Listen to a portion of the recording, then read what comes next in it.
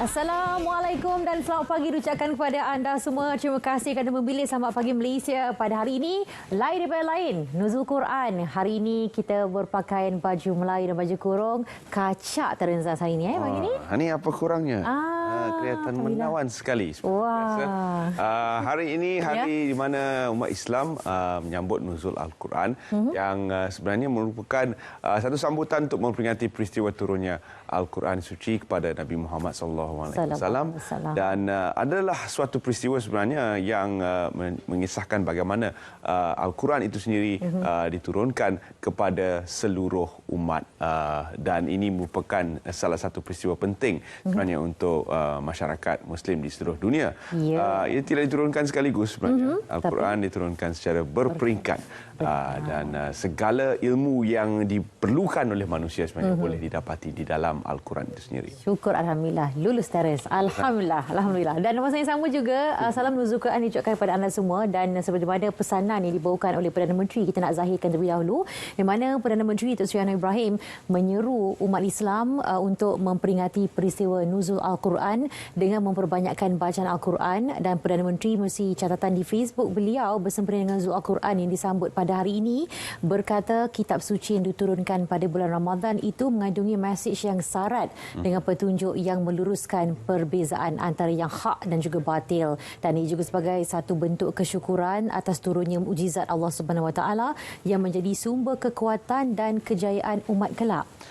Mudah-mudahan mukjizat agung ini akan memberikan syafaat kepada kita semua di akhirat kelak, insya-Allah katanya. Insya-Allah. Ya, jadi itu yang kita harapkan bersama, dan kita tahu Terence juga ramai juga yang telah pun mengadakan aktiviti seperti antaranya buat tadarus Al-Quran, dan antaranya juga dilangsungkan kalau boleh sebelum tarikh Nuzul Quran, sebab hari ini ada ramai juga pihak yang melangsungkan aktiviti untuk khatam Al-Quran, dan pagi ini juga ada beberapa lokasi yang dilangsungkan, dan ini mempunyai satu pendekatan yang tersendiri sebelum ni, maknanya ada juga yang dilakukan secara berkumpulan, dan ada juga yang diambil bahagian juz-juz yang tersendiri, dibaca sendiri, dan macam-macam lagi lah dilakukan sempena kita meraihkan. Dengan kita tahu bahawasanya Al-Quran itu sendiri menjadi pegangan kepada kita semua untuk merujuk dalam segala hal dan juga apa yang berlaku di sekeliling kita. Kalau nak tahu jawapannya, Al-Quran adalah jawapannya. Ya, dan ada juga yang mengambil iktibar pada hari ini untuk belajar mengurat langkah pertama mendekati Al-Quran, dan kelas-kelas juga ditawarkan sebenarnya di seluruh Malaysia. Kita berasa sungguh bersyukur kerana dalam Malaysia ni banyak saja kelas-kelas untuk membantu kita belajar mendekatkan diri dengan Al-Quran itu sendiri, kitab suci kepada kita umat Islam. Jadi kepada yang ingin mengurat langkah-langkah pertama, mungkin ini hari yang paling terbaik sekali untuk anda berbuat demikian, mendekatkan diri dengan kitab suci Al-Quran. Ya, dan semoga segala urusan kita dipermudahkan juga untuk hari ini, dan semoga istiqamah bukan saja untuk bulan Ramadan saja semata-mata, tapi akan dibawakan lagi untuk bulan-bulan yang seterusnya, insya-Allah. Okey, dalam masa yang sama ada satu perkembangan yang kita bawakan pada anda yang berkaitan dengan bantuan e-wallet yang akan diperluaskan kepada semua mahasiswa IPT, mana itu sebenarnya jaminan yang diberikan oleh Perdana Menteri Datuk Seri Anwar Ibrahim kepada semua mahasiswa. Dan kenyataan beliau sendiri, saya akan putuskan supaya e-wallet itu boleh dimanfaatkan oleh semua mahasiswa.